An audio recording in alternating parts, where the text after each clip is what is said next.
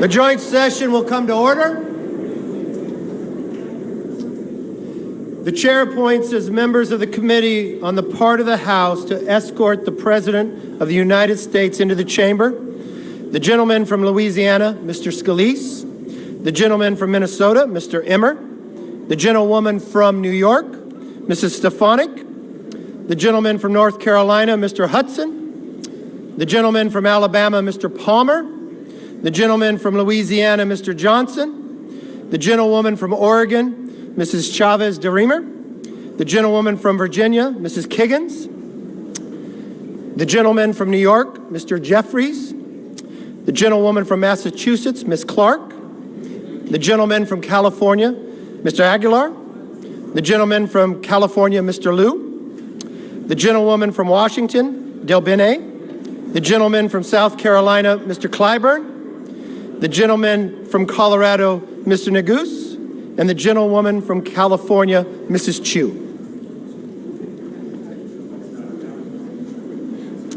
The President of the Senate, at the direction of that body, appoints the following senators as members of the committee on the part of the Senate to escort the President of the United States into the House chamber: the Senator from New York, Mr. Schumer; the Senator from Illinois, Mr. Durbin; the Senator from Washington, Ms. Murray; the Senator from Michigan, Ms. Stabenow; the Senator from Minnesota, Ms. Klobuchar; the Senator from Wisconsin, Ms. Baldwin. There she is. The Senator from Kentucky, Mr. McConnell; the Senator from South Dakota, Mr. Thune; the Senator from Wyoming, Mr. Barrasso; the Senator from West Virginia, Ms. Capito; the Senator from Iowa, Ms. Ernst; the Senator from Montana, Mr. Daines.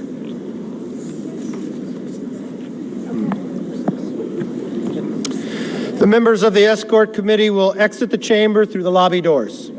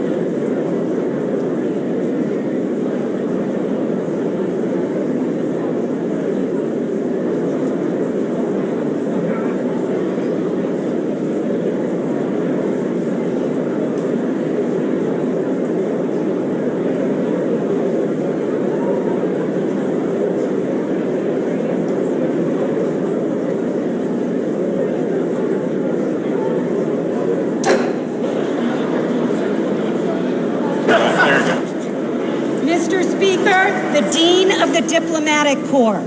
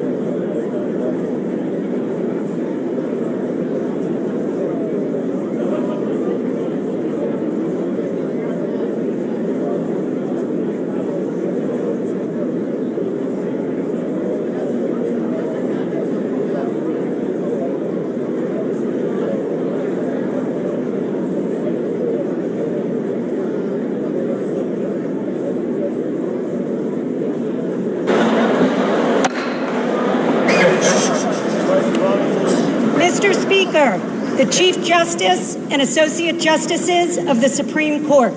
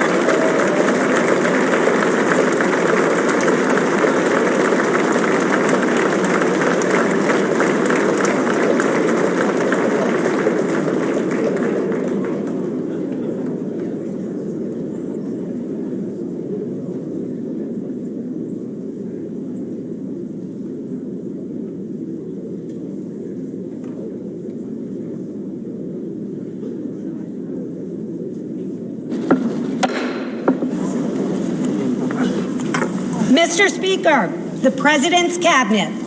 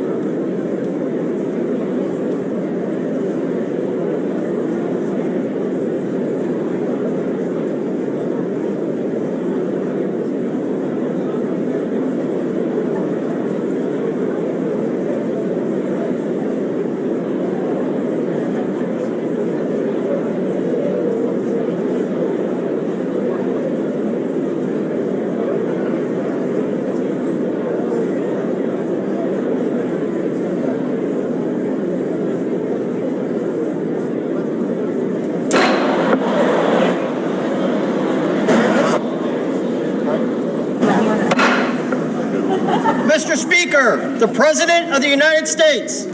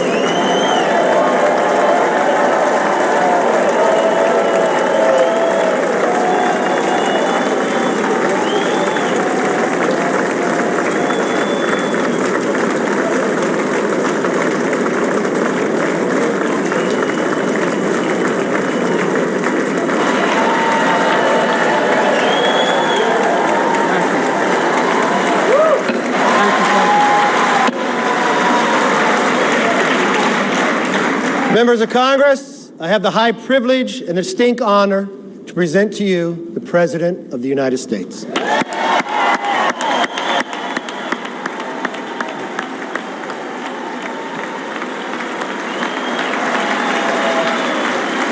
Mr. Speaker.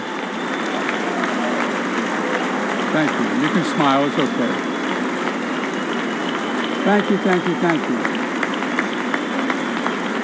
Thank you. Please.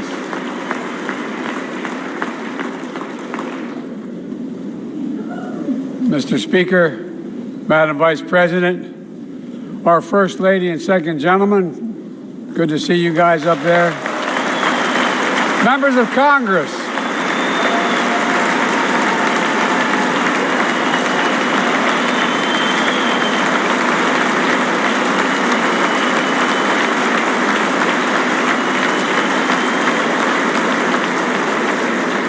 by the way, Chief Justice, I may need a court order. She gets to go to the game tomorrow, next week. I have to stay home. Got to work something out here. Members of the Cabinet, leaders of our military, Chief Justice, Associate Justice, and retired Justice of the Supreme Court, and to you, my fellow Americans. You know, I start tonight by congratulating the 118th Congress and the new Speaker of the House, Kevin McCarthy.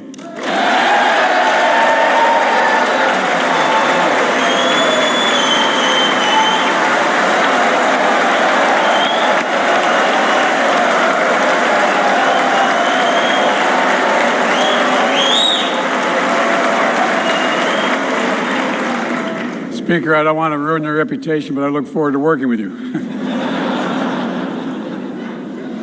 And I want to congratulate the new leader of the House Democrats, the first African-American minority leader in history, Hakeem Jeffries.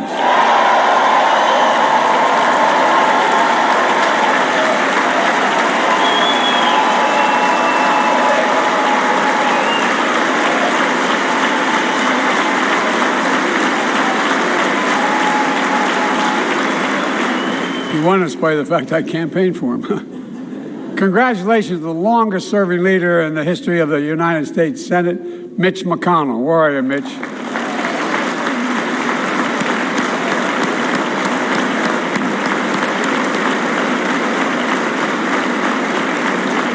And congratulations to Chuck Schumer, another term as Senate Minority Leader. I think this time you have a slightly bigger majority, Mr. Leader. You're in a majority leader. About that much bigger? Yeah. Well, I tell you what. I want to give special recognition to someone who I think is going to be considered the greatest speaker in the history of the House of Representatives, Nancy Pelosi.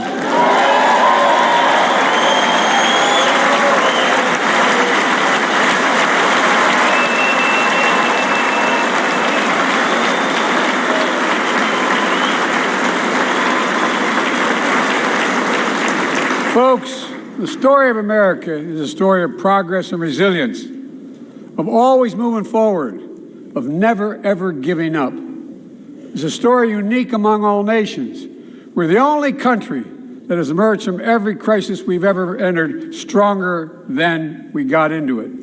Look, folks, that's what we're doing again. 2 years ago, the economy was reeling. I stand here tonight after we've created, with the help of many people in this room, 12 million new jobs, more jobs created in 2 years than any president's created in 4 years, because of you all, because of the American people. 2 years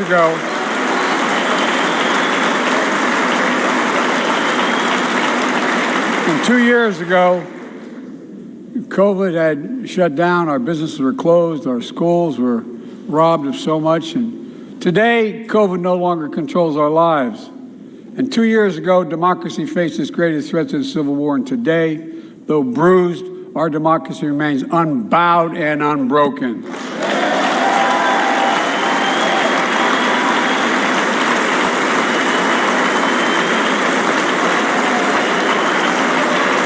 As we gather here tonight, we're writing the next chapter in the great American story, a story of progress and resilience. When world leaders ask me to define America, and they do, believe it or not, I say I can define it in one word, and I mean this: possibilities. We don't think anything is beyond our capacity. Everything is a possibility. You know, we're often told that Democrats and Republicans can't work together. But over the past 2 years, we've proved the cynics and naysayers wrong. Yes, we disagreed plenty. And yes, there were times when Democrats went alone. But time and again, Democrats and Republicans came together to defend a stronger and safer Europe. You came together to pass once in a generation infrastructure law, building bridges connecting our nation and our people. We came together to pass the most significant law ever, helping victims exposed to toxic burn pits. And in fact,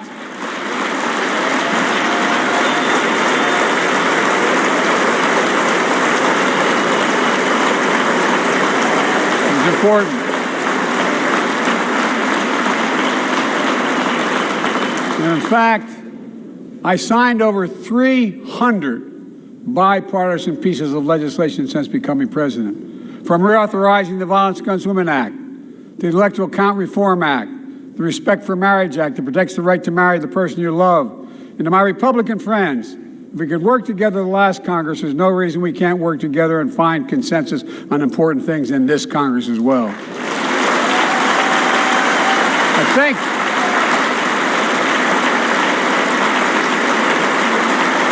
folks,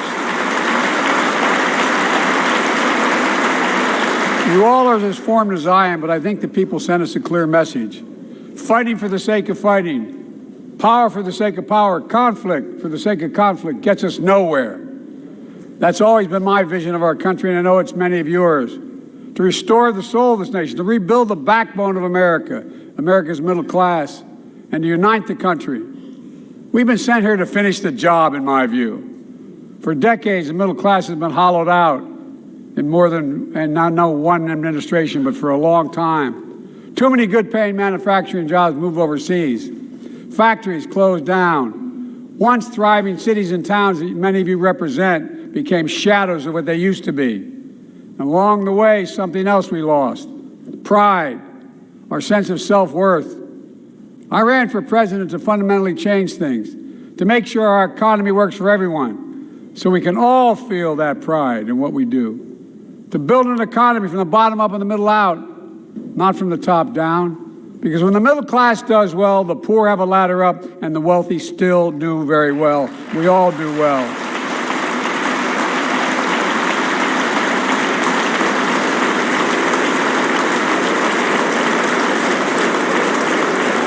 I know a lot of you always kid me for always quoting my dad, but my dad used to say, Joey, a job's about a lot more than a paycheck. He really would say this. It's about a lot more than a paycheck. It's about your dignity. It's about respect. It's about being able to look your kid in the eye and say, honey, it's going to be okay, and mean it. Well, folks, so let's look at the results. We're not finished yet by any stretch of the imagination, but unemployment rate is at 3.4%, a 50-year low. Near record unemployment. Near record unemployment for Black and Hispanic workers. We've already created, your help, 800,000 good-paying manufacturing jobs, the fastest growth in 40 years. And where is it written? Where is it written that America can't lead the world in manufacturing? And I don't know where that's written. For too many decades, we imported projects and exported jobs. Now, thanks to what you've all done, we're exporting American products and creating American jobs. Folks,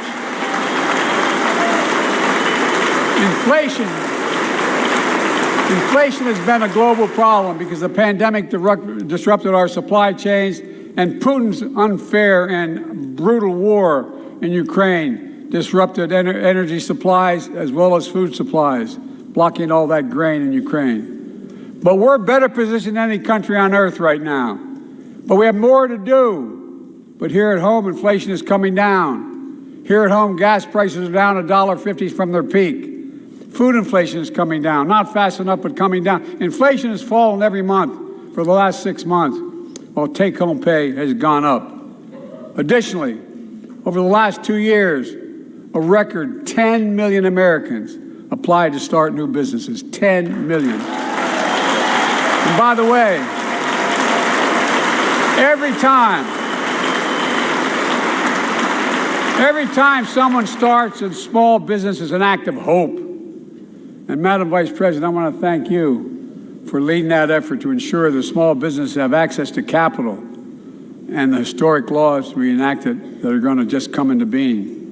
Standing here last year, I shared with you a story of American genius and possibilities. Semiconductors, small computer chips the size of a fingerprint that power everything from cell phones to automobiles and so much more.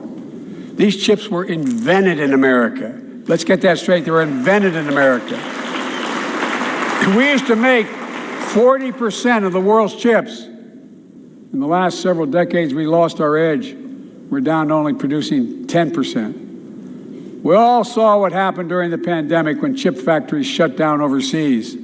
Today's automobiles need 3,000 chips, each of those automobiles. But American automobiles couldn't make enough cars because there weren't enough chips. Car prices went up. People got laid off.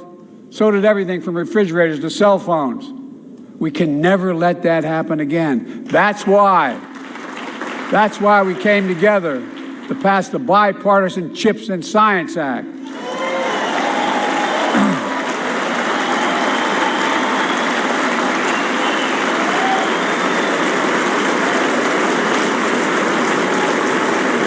Folks, I know I've been criticized for saying this, but I'm not changing my view. We're going to make sure the supply chain for America begins in America. The supply chain begins in America. We've already created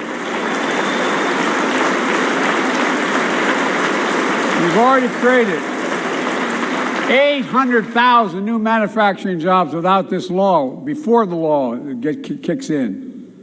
With this new law, we're going to create hundreds of thousands of new jobs across the country. And I mean all across the country, throughout not just the coast, but through the middle of the country as well.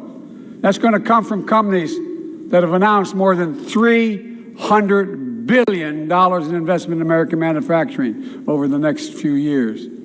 Outside of Columbus, Ohio, Intel is building semiconductor factories on 1,000 acres, literally a field of dreams. It's going to create 10,000 jobs, that one investment. 7,000 construction jobs, 3,000 jobs in those factories once they're finished. They call them factors. Jobs paying an average of $130,000 a year, and many do not require a college degree.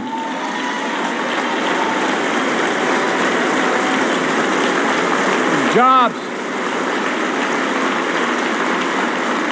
Because we work together, these jobs where people don't have to leave home to search for opportunity. And it's just getting started. Think about the new homes, the small businesses, the medium-sized businesses. So much more that's going to be needed to support those 3,000 permanent jobs and the factories that are going to be built. Talk to mayors and governors, Democrats and Republicans, and they'll tell you what this means for their communities. We're seeing these field of dreams transform to the heartland. But to maintain the strongest economy in the world, we need the best infrastructure in the world. And folks, as you all know, we used to be number one in the world in infrastructure. We've sunk to 13th in the world. The United States of America, 13th in the world in infrastructure, modern infrastructure. But now we're coming back because we came together and passed the bipartisan infrastructure law, the largest investment in infrastructure since President Eisenhower's interstate highway system.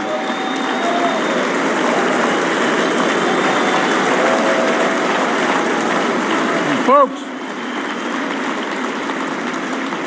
already we've funded over 20,000 projects, including major airports from Boston to Atlanta to Portland. Projects that are going to put thousands of people to work rebuilding our highways, our bridges, our railroads, our tunnels, ports, airports, clean water, high-speed internet, all across America. Urban, rural, tribal. And folks, we're just getting started. We're just getting started.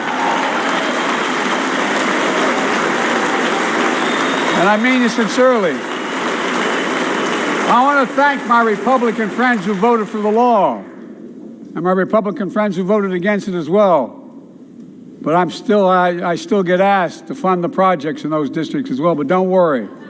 I promised I'd be a president for all Americans. We'll fund these projects. And I'll see you at the groundbreaking. Look, this law will further unite all of America. Projects like Brent Spence Bridge in Kentucky over the Ohio River, built 60 years ago, badly needed repairs, one of the nation's most congested freight routes, carrying $2 billion worth of freight every single day across the Ohio River. And folks, we've been talking about fixing it for decades, but we're really finally going to get it done. Yes. I went there last month with Democrats and Republicans and from both states to deliver a commitment of $1.6 billion for this project. And while I was there, I met a young woman named Sarah, who's here tonight. I don't know where Sarah is. Is she up in the box? I don't know. Sarah, how are you? Well, Sarah, for 30 years, I learned, she told me she'd been a proud member of the Iron Workers Local 44, known as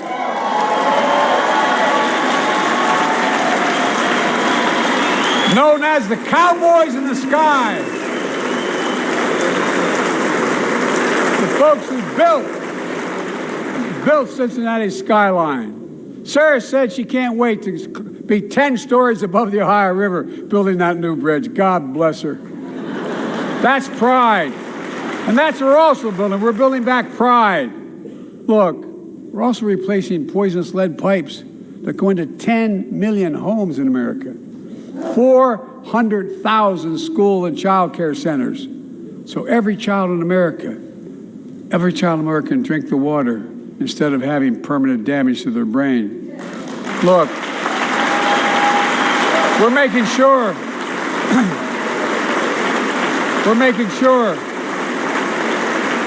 that every community in America has access to affordable high-speed internet. No parent should have to drive by McDonald's parking lot to help them do their homework online with their kids, which thousands were doing across the country. And when we do these projects, and again I get criticized for this, but I make no excuses for it, we're going to buy American. We're going to buy American. Folks,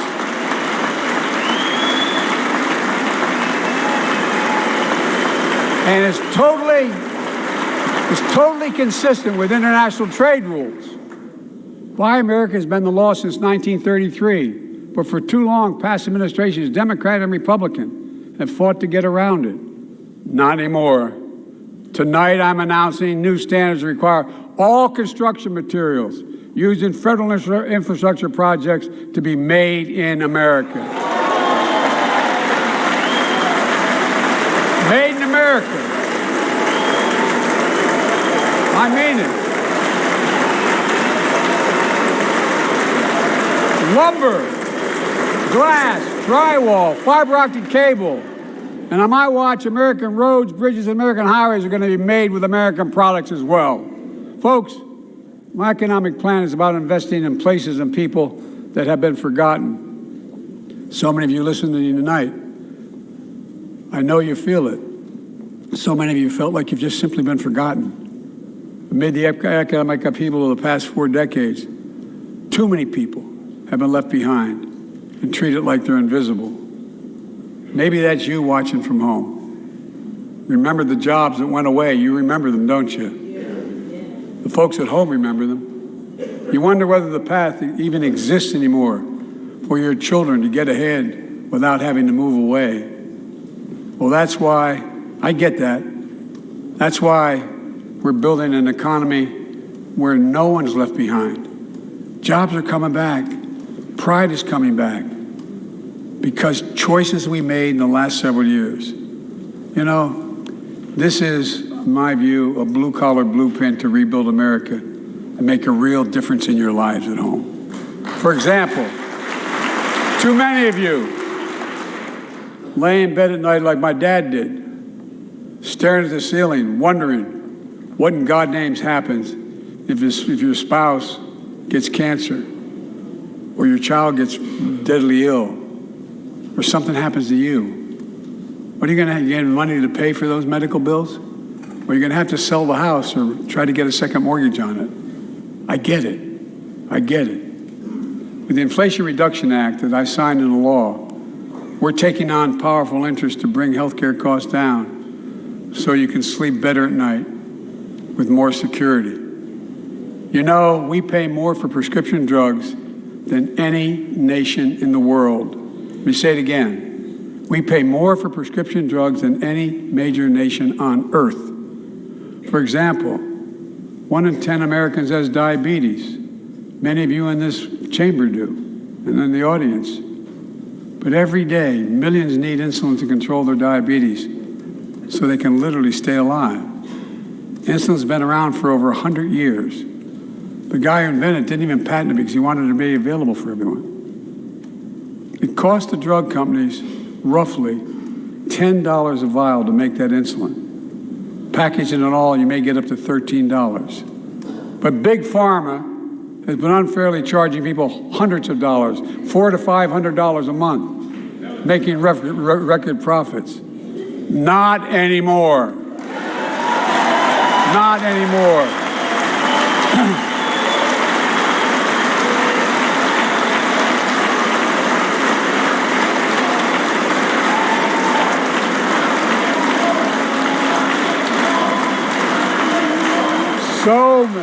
So many things that we did are only now coming to fruition. We said we were doing this, and we said we passed a law to do it, but people didn't know because the law didn't take effect until January 1 of this year. We capped the cost of insulin at $35 a month for seniors on Medicare. People are just finding out. I'm sure you're getting the same calls I'm getting. Look, there are millions of other Americans who do not or are not on Medicare, including 200,000 young people with type 1 diabetes and need this insulin to stay alive. Let's finish the job this time. Let's cap the cost of insulin for everybody at $35.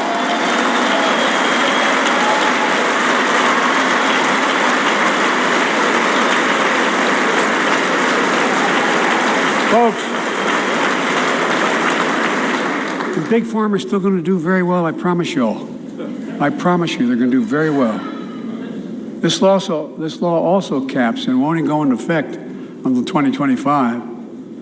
It costs out-of-pocket drug costs for seniors on Medicare at a maximum of $2,000 a year. You don't have to pay more than $2,000 a year, no matter how much your drug costs are. Because you know why? You all know it. Many of you, like many in my family, have cancer. You know the drugs can range from $10,000, $11,000, $14,000, $15,000 for the cancer drugs. And if drug prices rise faster than inflation, drug companies are going to have to pay Medicare back the difference. We're finally giving Medicare the power to negotiate drug prices. Bringing down prescription drug costs doesn't just save seniors money, it cuts the federal deficit by billions of dollars, by hundreds of billions of dollars. Because these prescription drugs are drugs purchased by Medicare to keep their commitment to the seniors. Well, guess what? Instead of paying $400 or $500 a month, you're paying $15. That's a lot of savings for the federal government. And by the way, why wouldn't we want that? Now, some members here are threatening, and I know it's not an official party position, so I'm going to exaggerate, but threatening to repeal the Inflation Reduction Act. As my coach, that's okay, that's fair. As my football coach used to say, lots of luck in your senior year. Make no mistake, if you try anything to raise the cost of prescription drugs, I will veto it.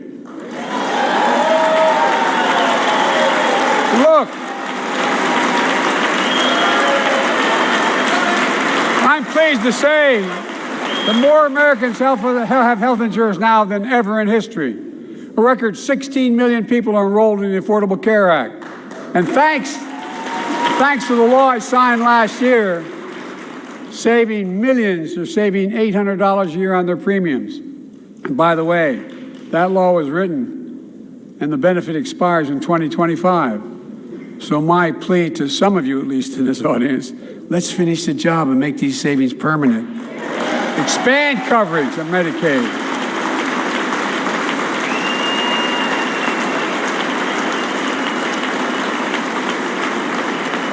Look, the Inflation Reduction Act is also the most significant investment ever in climate change.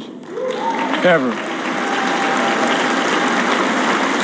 Lowering utility bills, creating American jobs, leading the world to a clean energy future. I visited the devastating aftermath of record floods, droughts, storms, and wildfires from Arizona to New Mexico to all the way up to the Canadian border.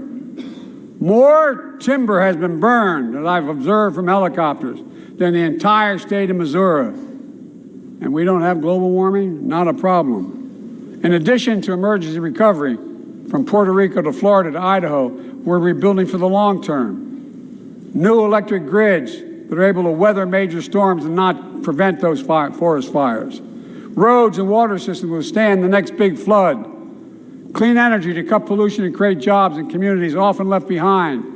We're going to build 500,000 electric vehicle charging stations installed across the country by tens of thousands of IBEW workers.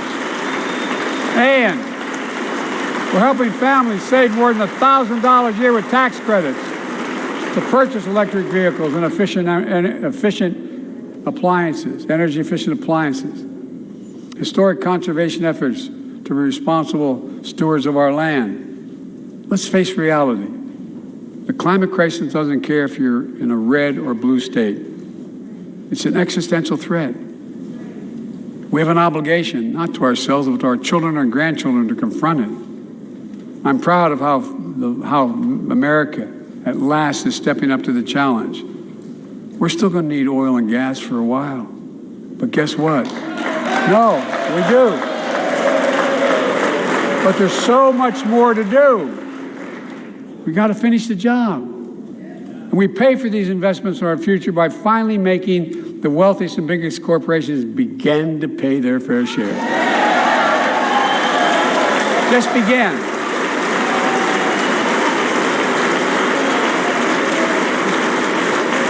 Look, I'm a capitalist, but pay your fair share. I think a lot of you at home agree with me and many people that you know. The tax system is not fair. It is not fair.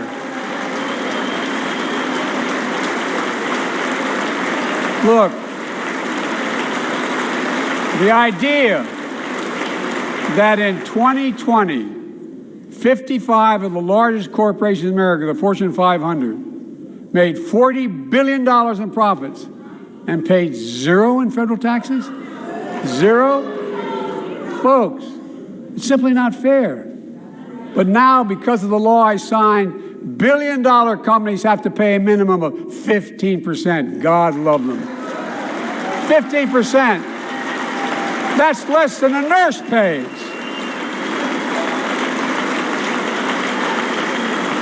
And let me be crystal clear. I said at the very beginning, under my plans, as long as I'm president, nobody earning less than $400,000 will pay an additional penny in taxes. Nobody, not one penny.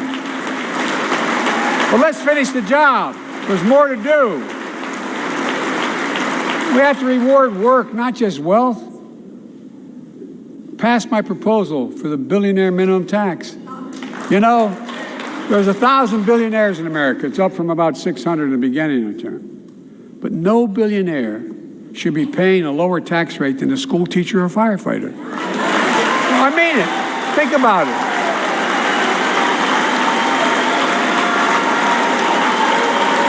I mean, look.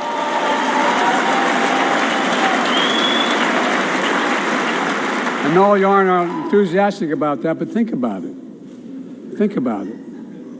Have you noticed Big Oil just reported its profits record profits.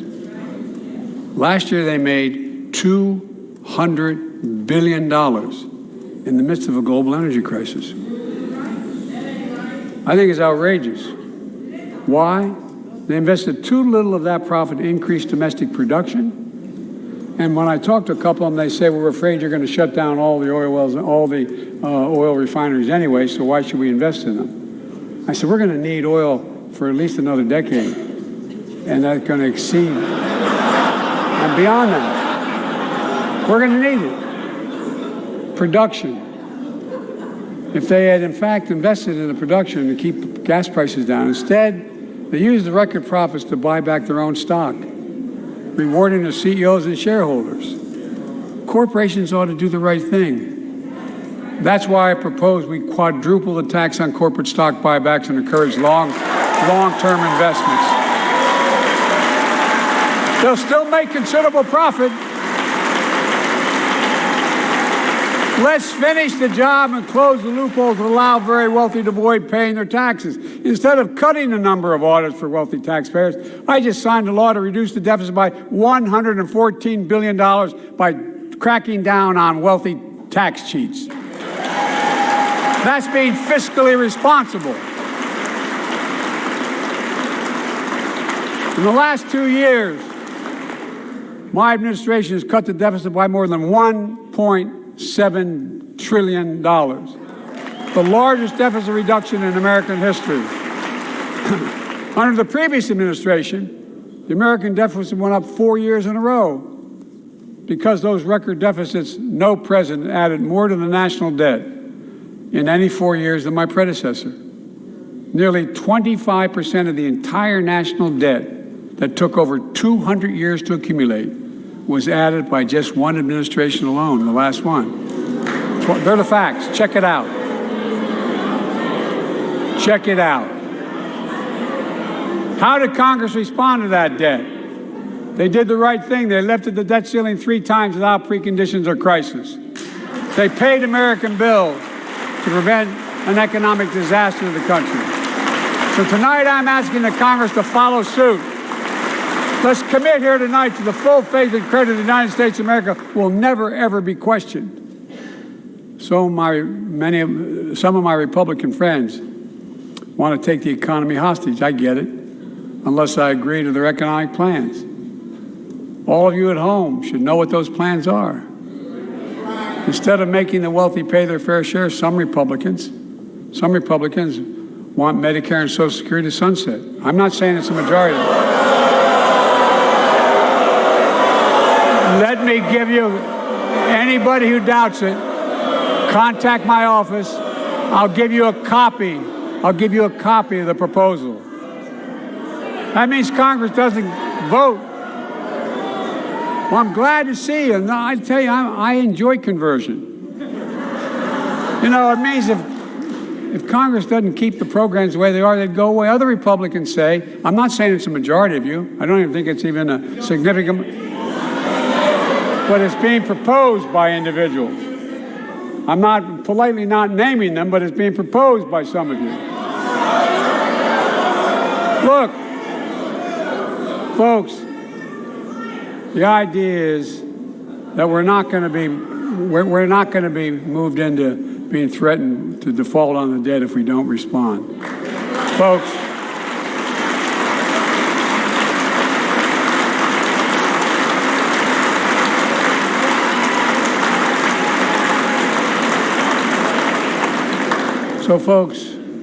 as we all apparently agree, Social Security and Medicare is off the books now, right?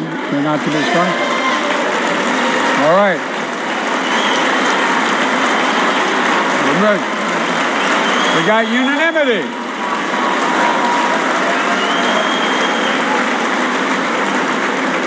Social Security and Medicare are a lifeline for millions of seniors. Americans have to pay into them from the very first paycheck they started. So tonight, let's all agree, and we apparently are. Let's stand up for seniors.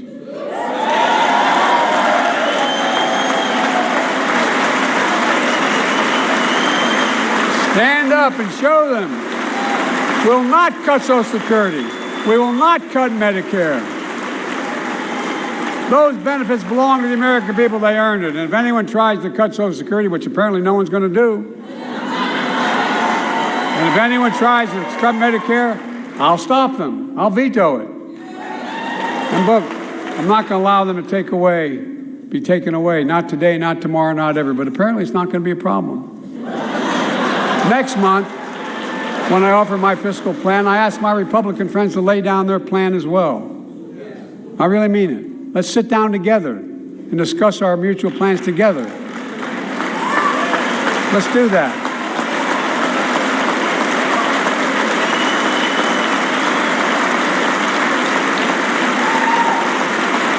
I can tell you, the plan I'm going to show you is going to cut the deficit by another $2 trillion. And it won't cut a single bit of Medicare or Social Security. In fact, we're going to extend the Medicare Trust Fund at least 2 decades, because that's going to be the next argument. How do we keep it solvent, right?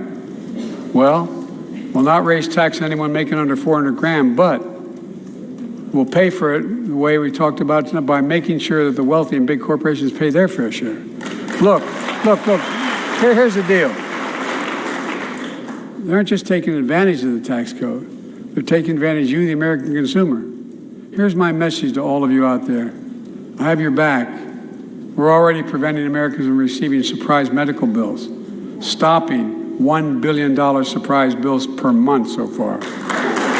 We're protecting seniors' life savings by cracking down on nursing homes that commit fraud, endanger patient safety, prescribe drugs that are not needed.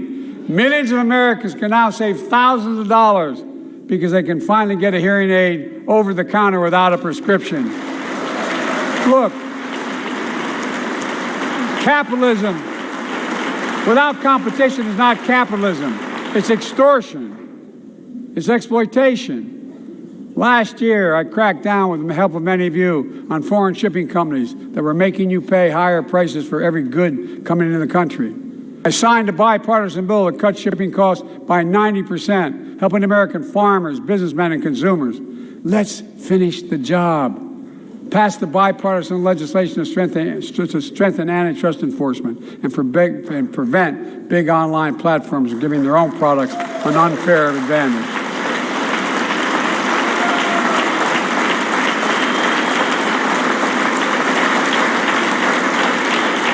My administration is also taking on junk fees, those hidden surcharges too many companies use to make you pay more. For example, we're making airlines show you the full ticket price up front, refund your money if your flight is canceled or delayed.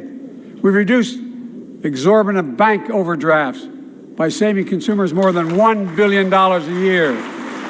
We're cutting credit card late fees by 75%, from $30 to $8. Look,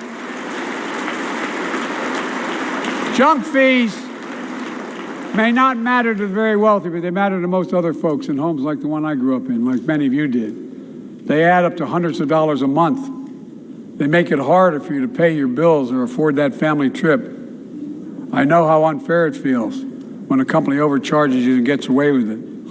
Not anymore. We've written a bill to stop it all. It's called the Junk Fee Prevention Act. We're going to ban surprise resort fees that hotels charge on your bill. Those fees can cost you up to $90 a night at hotels that aren't even resorts. The idea that cable, internet, and cell phone companies can charge you $200 or more if you decide to switch to another provider. Give me a break.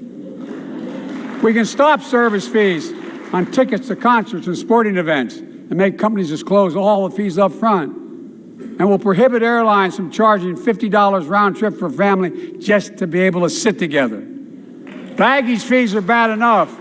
Airlines can't treat your child like a piece of baggage. Americans are tired of being. We're tired of being played for suckers. So pass the Junk Fee Prevention Act so companies stop ripping us off. For too long, workers have been getting stiffed, but not anymore. We're beginning to restore the dignity of work. For example, I should have known this, but I didn't until 2 years ago. 30 million workers have to sign non-compete agreements for the jobs they take. 30 million. So a cashier at a burger place can't walk across town and take the same job at another burger place and make a few bucks more. It just changed. But they just changed it because we exposed it. That was part of the deal, guys. Look it up. But not anymore. We're banning those agreements so companies have to compete for workers and pay them what they're worth.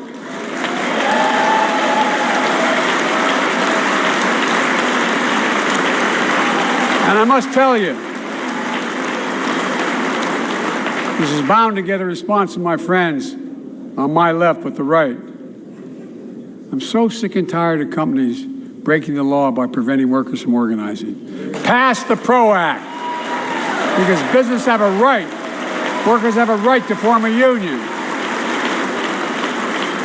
And let's guarantee all workers have a living wage.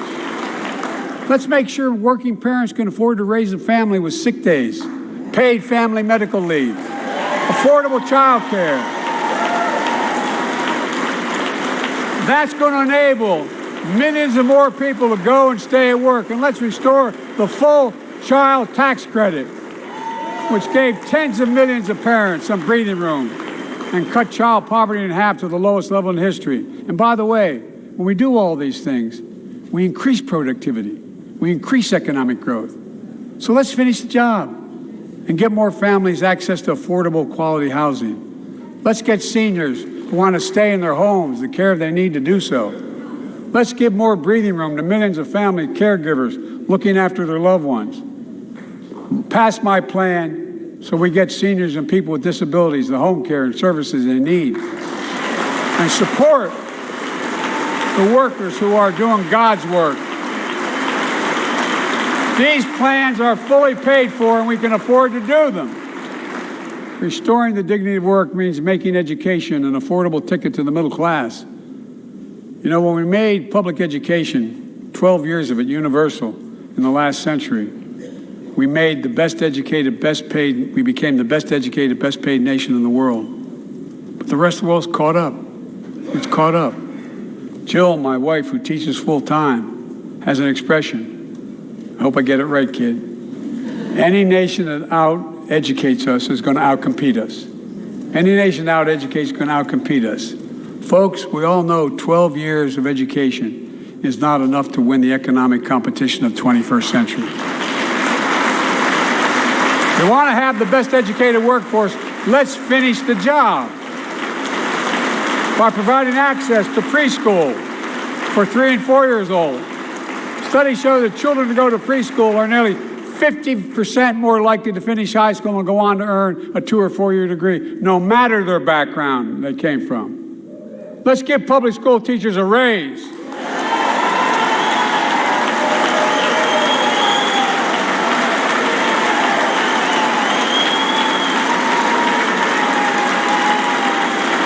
We're making progress by reducing student debt, increasing Pell Grants for working and middle-class families.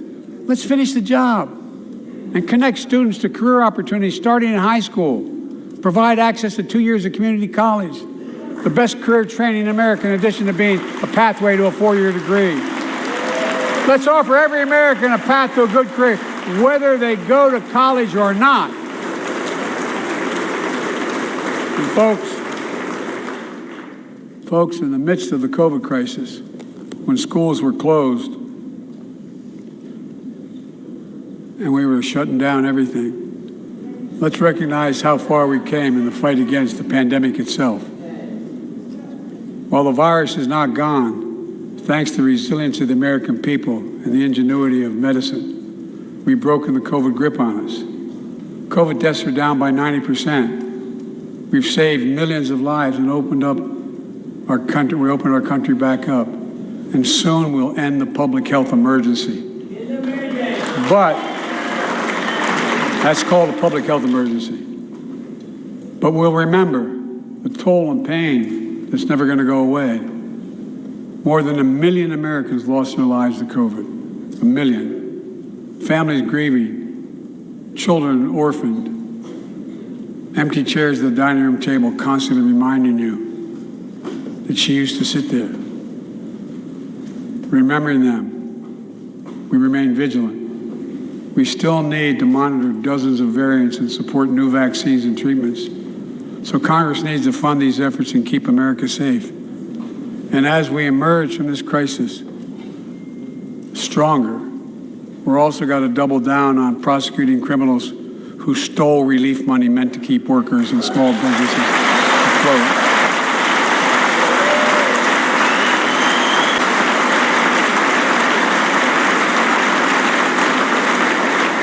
Before I came to office, you remember, during that campaign, the big issue was about inspector generals who would protect taxpayers' dollars who were sidelined. They were fired. Many people said we don't need them. And fraud became rampant. Last year, I told you the watchdogs are back. Since then, we've recovered billions of taxpayers' dollars. Now let's triple the anti-fraud strike force going after these criminals, double the statute of limitations on these crimes, and crack down on identity fraud by criminal syndicates stealing billions of dollars from the American people. And the data shows that for every dollar we put into fighting fraud, the taxpayers get back at least 10 times as much. It matters. It matters.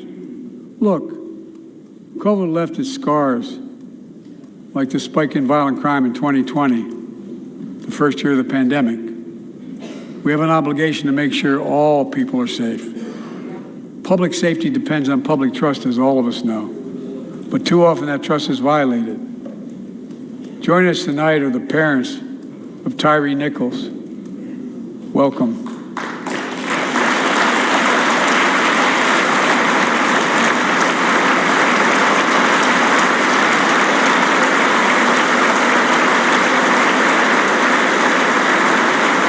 We had to bury Tyree last week. As many of you personally know, there's no words to describe the heartache or grief of losing a child. But imagine if you lost that child at the hands of the law. Imagine having to worry whether your son or daughter came home from walking down the street, or playing in the park, or just driving a car. Most of us in here have never had to have the talk that brown and black parents have had to have with their children. Bo, Hunter, Ashley, my children, I never had to have the talk with them. I never had to tell them if a police officer pulls you over, turn your interior lights on right away. Don't reach for your license. Keep your hands on the steering wheel. Imagine having to worry like that every single time your kid got in a car. Here's what Tyree's mother shared with me when I spoke to her. When I asked her how she finds the courage to carry on and speak out. With the faith of God, she said her son was, quote, a beautiful soul, and something good will come of this. Imagine how much courage and carry that takes. It's up to us, to all of us. We all want the same thing. Neighborhoods free of violence. Law enforcement who earns the community's trust. Just as every cop, when they pin on that badge in the morning, has a right to be able to go home at night, so does everybody else out there. Our children have a right to come home safely. Equal protection under the law is a covenant we have with each other in America. We know police officers put their lives on the line every single night and day. And we know we ask them in many cases to do too much, to be counselors, social workers, psychologists, responding to drug overdoses, mental health crises, and so much more. In one sense, we ask much too much of them. I know most cops and their families are good, decent, honorable people, the vast majority. But they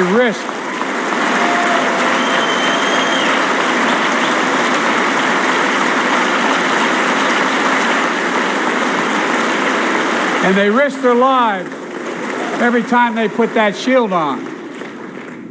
But what happened to Tyree in Memphis happens too often. We have to do better. Give law enforcement the real training they need. Hold them to higher standards. Help them succeed in keeping us safe. We also need more first responders and professionals to address the growing mental health, substance abuse challenges.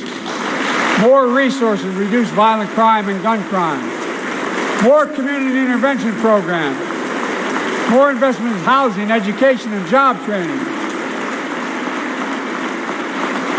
All this can help prevent violence in the first place. And when police officers or police departments violate the public trust, they must be held accountable. With the support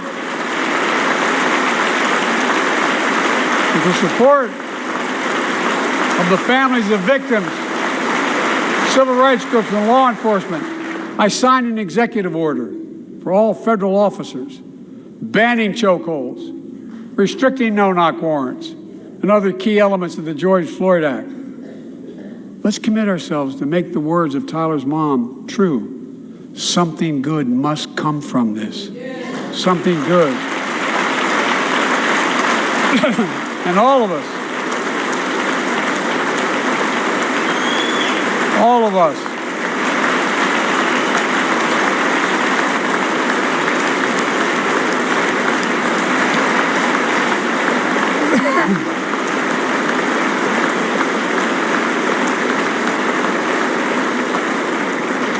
folks, it's difficult, but it's simple. All of us in this chamber, we need to rise to this moment. We can't turn away. Let's do what we know in our hearts that we need to do. Let's come together to finish the job on police reform. Do something. Do something. That was the plea of parents who lost their children in Uvalde. I met with every one of them. Do something about gun violence. Thank God. Thank God we did. Passing the most sweeping gun safety law in 3 decades.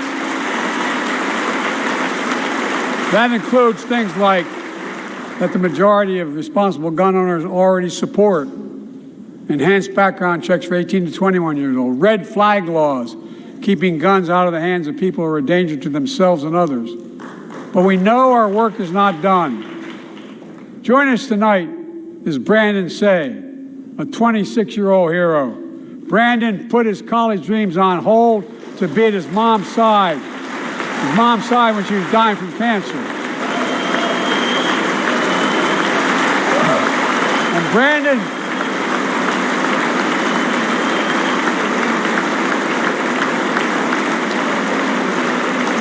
now works at the dance studio started by his grandparents. And 2 weeks ago, during the Lunar New Year celebrations, he heard the studio door close, and he saw a man standing there pointing a semi-automatic pistol at him. He thought he was going to die, but he thought about the people inside. And in that instant, he found the courage to act and wrestle the semi-automatic pistol away from the gunman who had already killed 11 people in another dance studio.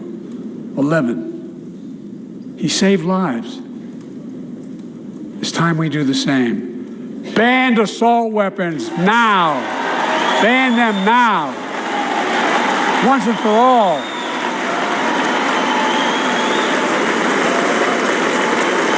I led the fight to do that in 1994. In 10 years, that ban was law and mass shootings went down. After we let it expire in the Republican administration, mass shootings tripled. Let's finish the job and ban these assault weapons. And let's also come together on immigration. Make it a bipartisan issue once again.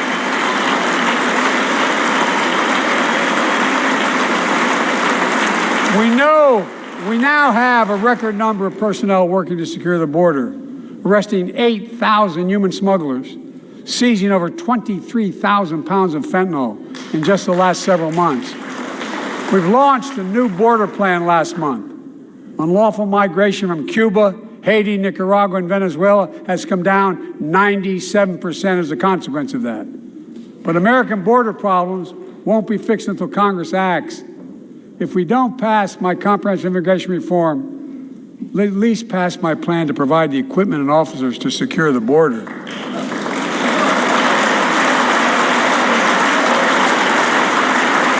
And a pathway to citizenship for dreamers, those on temporary status, farm workers, essential workers.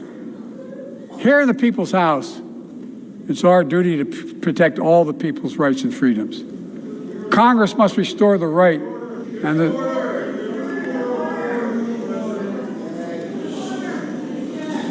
Congress must restore the right that was taken away in Roe v. Wade and protect Roe v. Wade.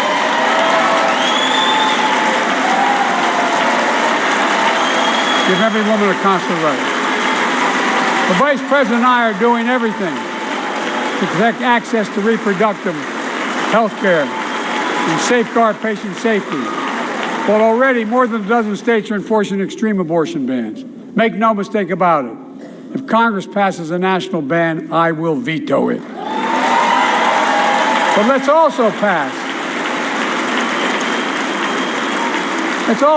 the Bipartisan Equality Act to ensure LGBTQ Americans, especially transgender young people, can live with safety and dignity.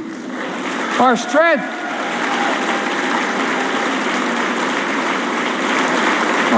is not just the example of our power, but the power of our example.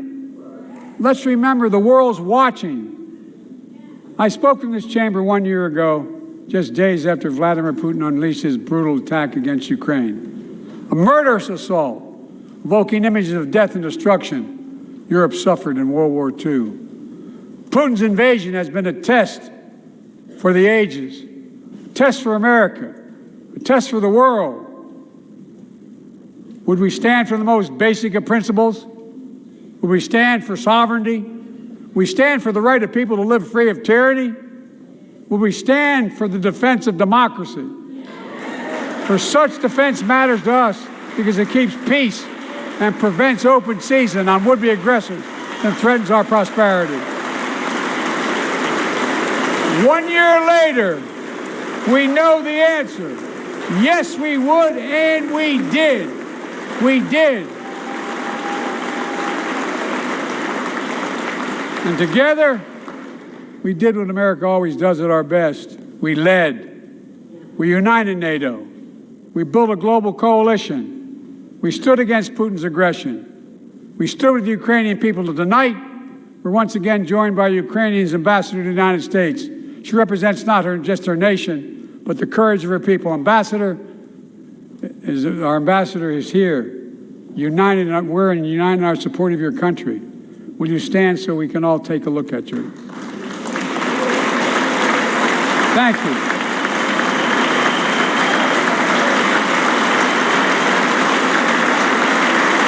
Because we're going to stand with you as long as it takes.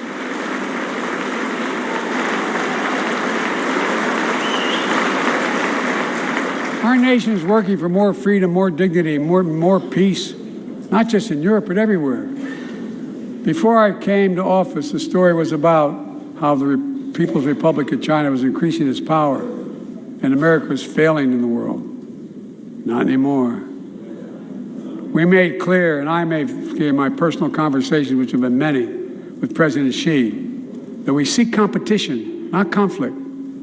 But I will make no apologies that we're investing to make America stronger, investing in American innovation and industries that will define the future that China intends to be dominating, investing in our alliances and working with our allies to protect advanced technologies so they will not be used against us, modernizing our military to safeguard stability and deter aggression. Today, we're in the strongest position in decades to compete with China or anyone else in the world. Anyone else in the world. And I'm committed.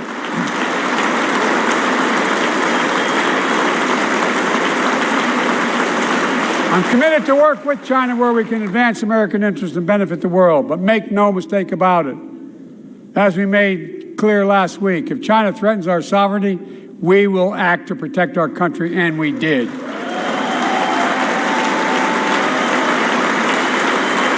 look, let's be clear. Winning the competition should unite all of us. We face serious challenges across the world. But in the past 2 years, democracies have become stronger, not weaker. Autocracies have grown weaker, not stronger. Name me a world leader who changed places with Xi Jinping. Name me one. Name me one. America's rallying the world to meet those challenges, from climate to global health, to food insecurity, to terrorism, to territorial aggression. Allies are stepping up, spending more and doing more. Look, the bridges we're forming between partners in the Pacific and those in the Atlantic, and those who bet against America are learning how wrong they are. It's never, ever been a good bet to bet against America. Never.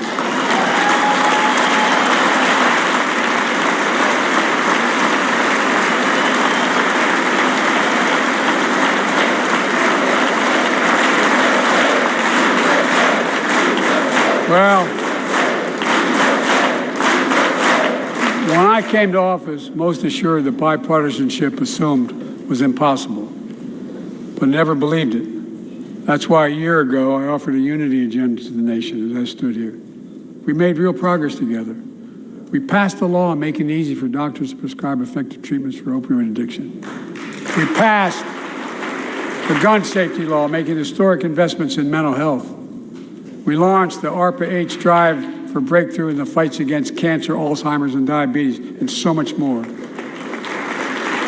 passed the Heath Robinson PACT Act, named after the late Iraq War veteran whose story about exposure to toxic burn kits I shared here last year.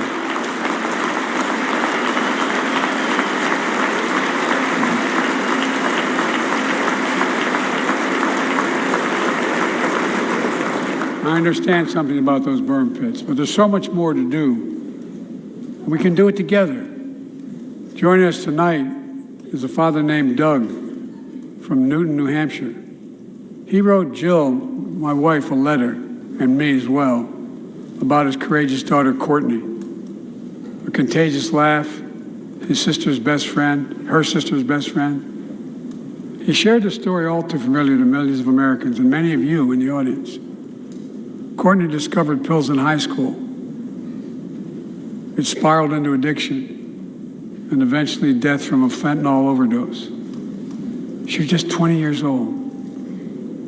Describing the last 8 years without her, Doug said, "There's no worse pain." Yet their family has turned pain to purpose, working to end the stigma and change laws. He told us he wants to start a journey toward American recovery. Doug, we're with you. Fentanyl is killing more than 70,000 Americans a year.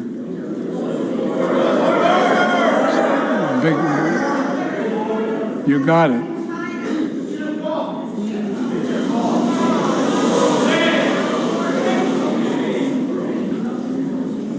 So let's launch a major surge to stop fentanyl production and the sale and trafficking with more drug detection machines, inspection cargo, stop pills and powder at the border. Working with couriers like FedEx to inspect more packages for drugs. Strong penalties to crack down on fentanyl trafficking. Second, let's do more on mental health, especially for our children. When millions of young people are struggling with bullying, violence, trauma, we owe them greater access to mental health care at their schools. We must finally hold social media companies accountable for experimenting they're doing running children for profit. It's time to pass bipartisan legislation to stop big tech from collecting personal data on our kids and teenagers online, ban targeted advertising to children, and impose stricter limits on the personal data that companies collect on all of us. Third, let's do more to keep this nation's one truly sacred obligation to equip those we send into harm's way and care for them and their families when they come home. Job training, job placement for veterans and their spouses as they come to return to civilian life. Helping veterans afford the rent, because no one should be homeless in America, especially someone who served the country.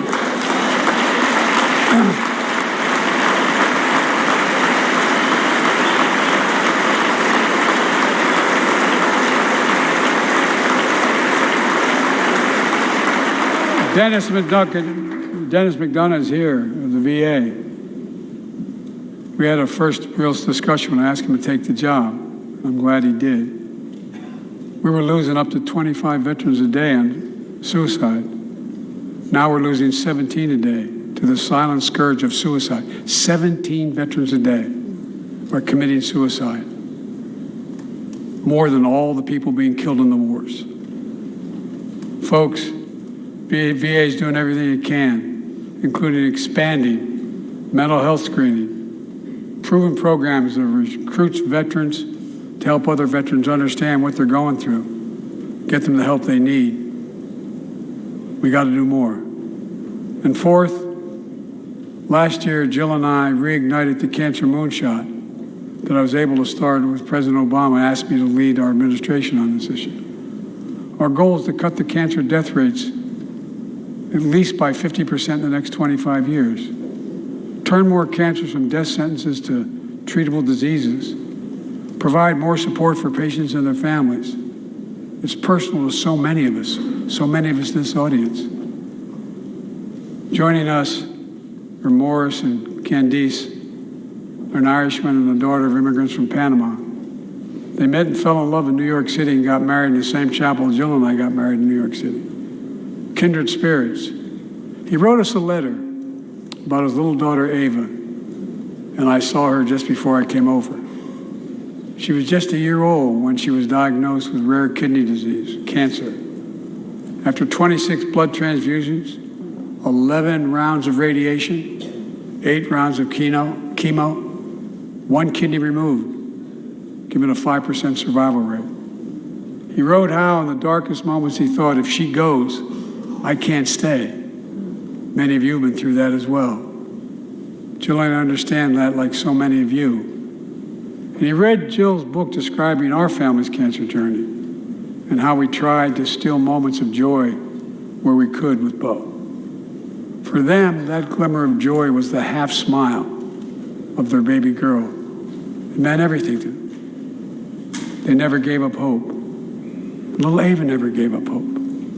She turns 4 next month.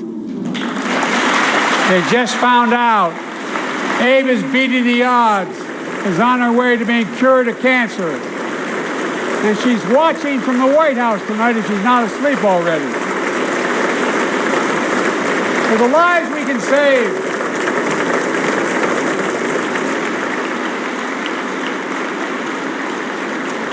For the lives we can save and the lives we've lost, let this be a truly American moment that rallies the country and the world together and proves that we can still do big things. 20 years ago, under the leadership of President Bush and countless advocates and champions, he undertook a bipartisan effort through PEPFAR to transform the global fight against HIV/AIDS. It's been a huge success. He thought big. He thought large. He moved. I believe we can do the same thing with cancer.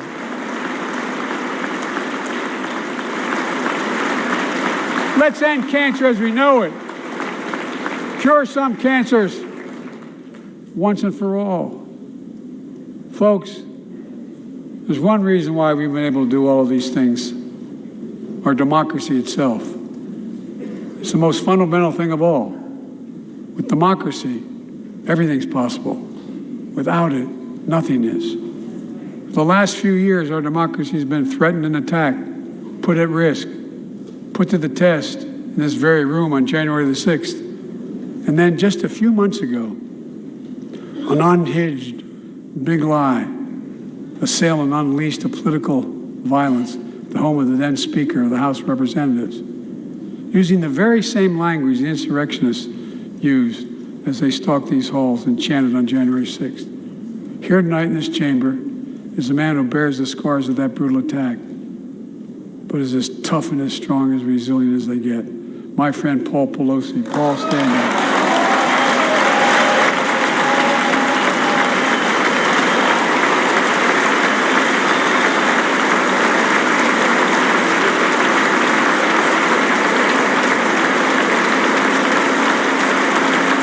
But such a heinous act should have never happened. We must all speak out. There's no place for political violence in America.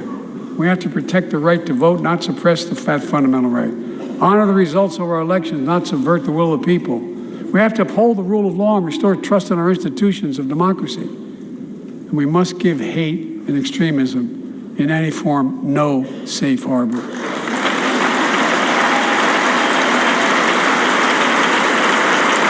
Democracy must not be a partisan issue. It's an American issue. Every generation of Americans has faced a moment where they have been called to protect our democracy, defend it, stand up for it. And this is our moment. My fellow Americans, we meet tonight at an inflection point, one of those moments that only a few generations ever face, where the direction we now take is going to decide the course of this nation for decades to come. We're not bystanders of history. We're not powerless before the forces that confront us. It's within our power of we, the people.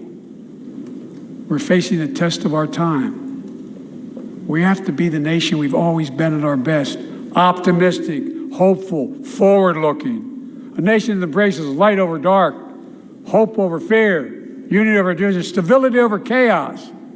We have to see each other not as enemies, but as fellow Americans. We're good people. The only nation in the world built on an idea, the only one.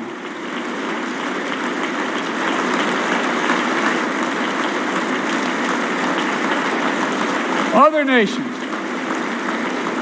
are defined by geography, ethnicity, but we're the only nation based on an idea that all of us, every one of us, is created equal in the image of God. A nation that stands as a beacon to the world. A nation in a new age of possibilities.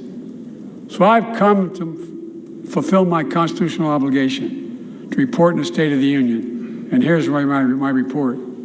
Because the soul of this nation is strong, because the backbone of this nation is strong, because the people of this nation are strong, the State of the Union is strong.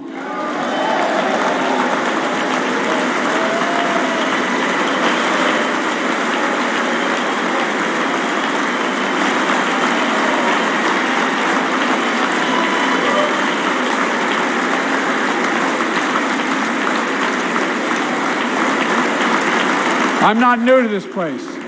I stand here tonight having served as long as about any one of you have ever served here. But I've never been more optimistic about our future, about the future of America. We just have to remember who we are. We're the United States of America, and there's nothing beyond our capacity if we do it together. God bless you all, and may God protect our troops. Thank you.